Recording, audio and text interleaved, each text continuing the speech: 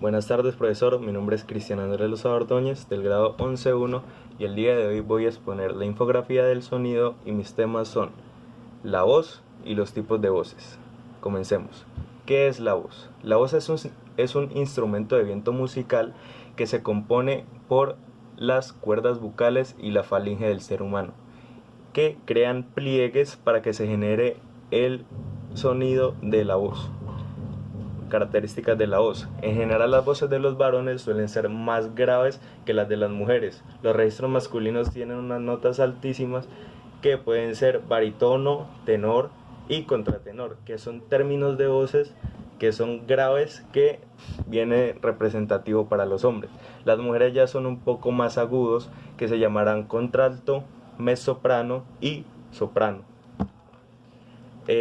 Vamos a hablar ahora más en el término técnico de lo que sería un vibrato. Un vibrato es una forma de cantante, es una oscilación notoria de la amplitud y la frecuencia del sonido que se denomina vibrato. Por ejemplo, un vibrato en una nota de voz normal, digamos que iría haciendo una frecuencia normal, como lo estoy haciendo yo en este momento.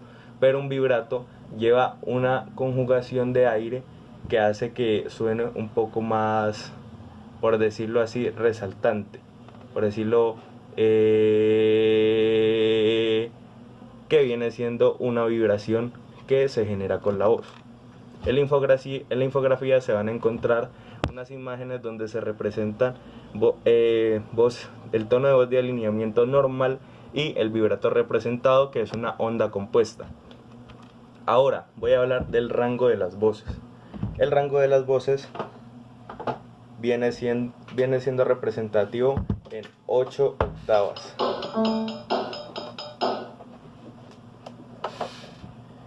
Entonces utiliza este piano de juguete para representar las voces. Como podemos escuchar aquí, esta es la primera octava y es muy grave. Esta representaría la voz de los hombres.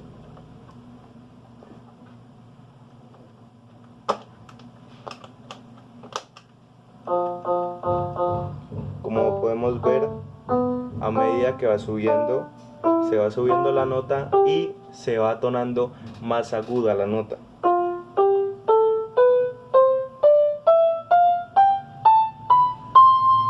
Y como podemos ver, en la última nota viene siendo demasiadamente agudo. En representaciones de tipos de voces podemos representar como la primera octava como un tipo de voz tenor.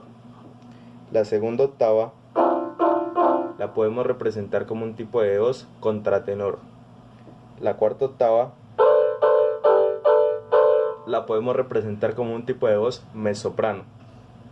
Y la cuarta octava la podemos representar como el tipo de voz soprano.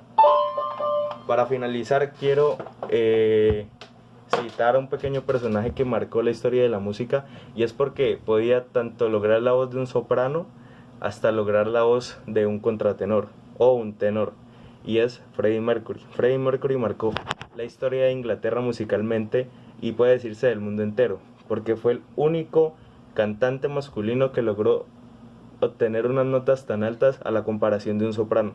Se podía decir, él cantaba rock and roll y se podía decir que podría haber cantado ópera perfectamente, porque tenía una condición dental que su caja torácica era muy grande y sus dientes eran muy salidos, lo que le permitía llegar a unas notas altísimas, así que podía cantar ópera con mucha facilidad. Y pues se dice que los sopranos vienen siendo más que todo mujeres, porque pueden alcanzar notas altas. Ya los hombres que son sopranos es porque le hacen una intervención quirúrgica quitándole los testículos, que hace que la testosterona y la voz no se les engruese tanto como a los demás hombres que sí se reproducen normalmente. Y eso vendría siendo todo de mi exposición. Muchas gracias y que tenga una buena tarde, profe.